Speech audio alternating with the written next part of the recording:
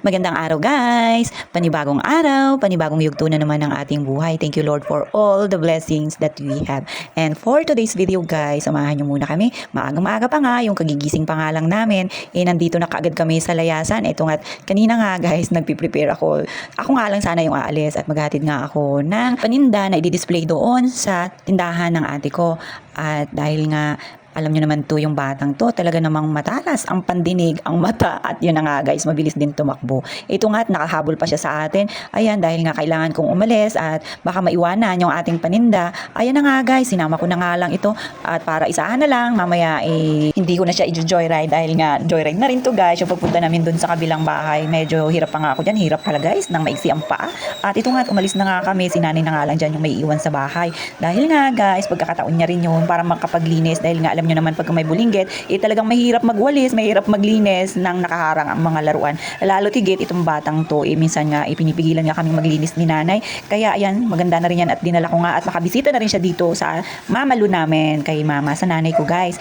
At ito nga, napakaaga pa nga at may pasok pala ngayon ang mga college. Akala ko nga isim break na nga guys. Yun pala, yung mga elementary lang, yung wala ng pasok, sim break na dahil nga malapit na guys yung undas. Ito nga guys, tinawag ko na nga dyan yung pamangkin ko kasi nga nakalimutan pala ng nanay niya, nabigyan siya ng baon dahil nga may pasok ng araw. Kaya ako na yung nagbigay, inabot ko na nga lang guys. At syempre pa, nandito na kaagad ang yaya, pumasok na kaagad sa loob ng bahay dahil nga excited na rin siya kung ano yung makikita niya dito sa loob ng bahay na pwede nga paglaruan. At ito nga guys, tingnan nyo, ito talaga yung paborito naming kama nung maliliit pa kami. At tingnan nyo nga, sobrang tibay nga guys. At yan nga, nakaupo pa nga si Yayam dyan. Talaga naman matibay yan guys. Pagka ito yung nanay ko talaga yung nangarap, kahit na mahirap, talagang natutupad nga. Yun nga lang, mahirap pa rin kami. But guys, syempre, thank you Lord. At syempre guys, lumaki rin kami ng maayos na kahit na mahirap ang buhay namin guys. Heto, at nakapag-survive nga rin dahil tinulungan din natin syempre yung ating sarili at ay may pangarap, kailangan matupad kahit nga taghirap. At ito nga guys, tingnan nyo yung anak ko, mukhang nag-i-enjoy dyan. Wow.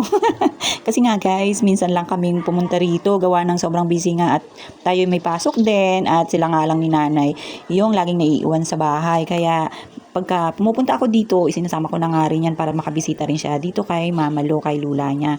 At dahil nga itong si Lula niya guys, nag-iisa lang din yan dito sa bahay, si taong bahay na rin. At minsan, nagtatanim-tanim, pagka sinisipag siya guys, doon yan sa baba. At ito nga si Yayam, tingnan nyo guys, parang may nakita na naman siyang pwedeng paglaruan yung electric fan nila na walang takip. At ayan, tingnan nyo, may gagawin siya dyan guys. Ito nga, si Lula ay nakatingin nga rin at nagbabantay sa kanya. At tingnan nyo nga, yung binti ng nanay ko, tinaas pa nga yung kanyang palda at nakita patuloy yung kanyang sikreto guys. Masakit nga daw, talagang ganyan pagka tumatanda marami nang nararamdaman. Kaya ayan, tingnan nyo, exercise na nga rin yan yung paglilinis, pagtatanim-tanim niya dyan doon sa farm nila guys, pero malapit nga lang din. At ito nga pala sa Angel, kagigising lang din, tingnan nyo nga ang tsura.